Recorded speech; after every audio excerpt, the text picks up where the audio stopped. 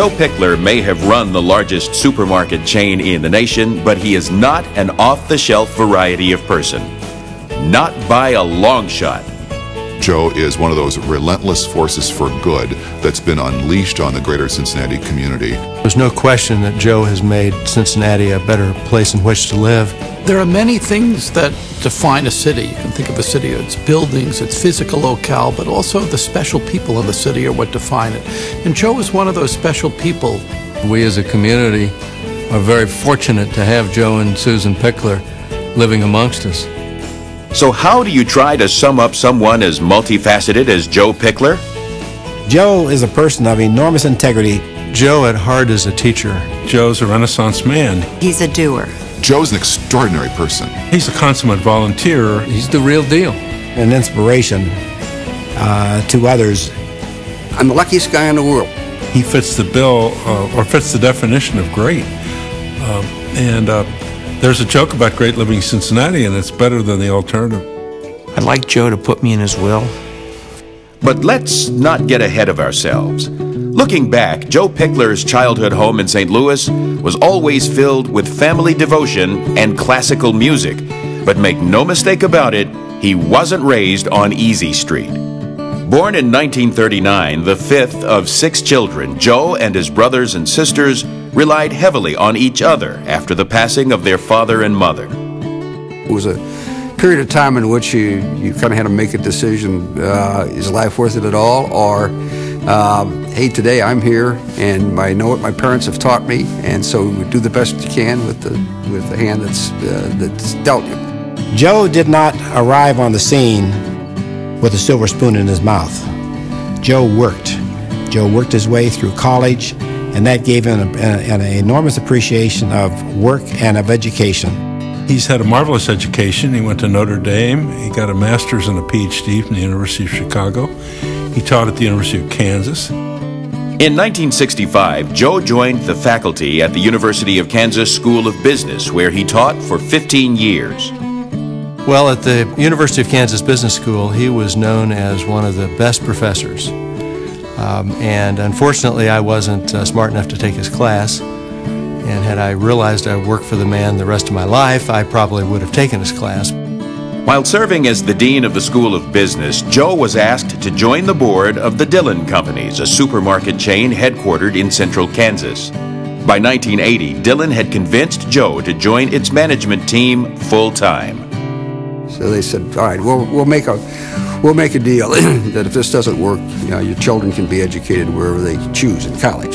So that took that part of the risk out, and I'd been in teaching, research, government, university administration, done some consulting, but I'd never been in business, and it was the opportunity with a firm I really admired. And Susan and I decided to take the chance and do it.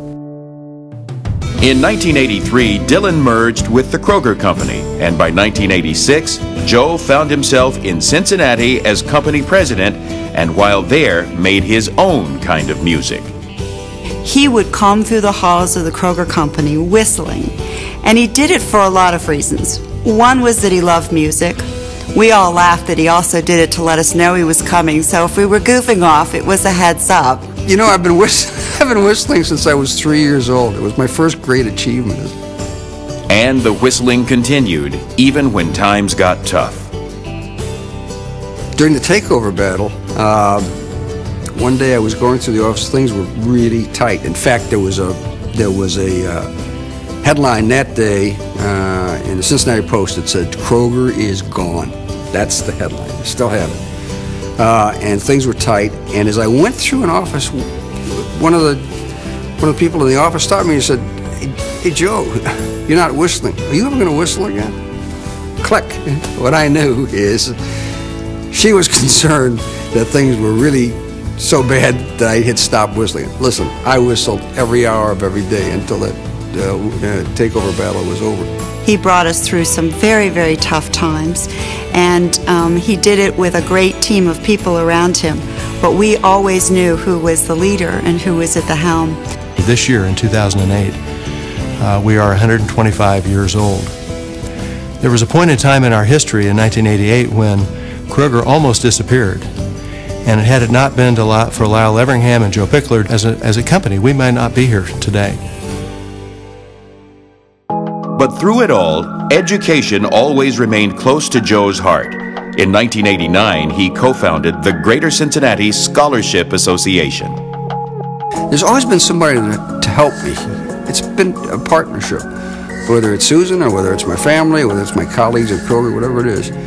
And we've achieved some really good things together. You know, the Greater Cincinnati Scholarship Association, a group of us raised $18 million in 2 years.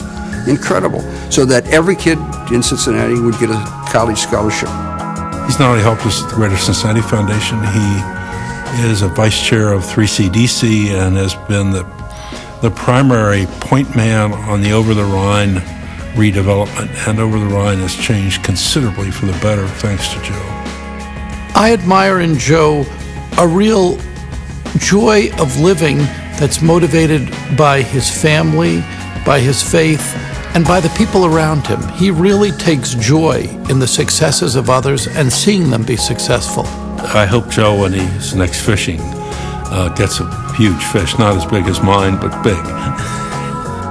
Cincinnati is an amazing place. I've lived lots of places: Chicago, St. Louis, South Bend, in Kansas, and all wonderful places. But Cincinnati has a very special quality of people pulling together for things that are worthwhile and really giving generously, of being and celebrating good things when they happen. Thank God Joe calls Cincinnati home. And now presenting a great living Cincinnatian, Joseph Pichler.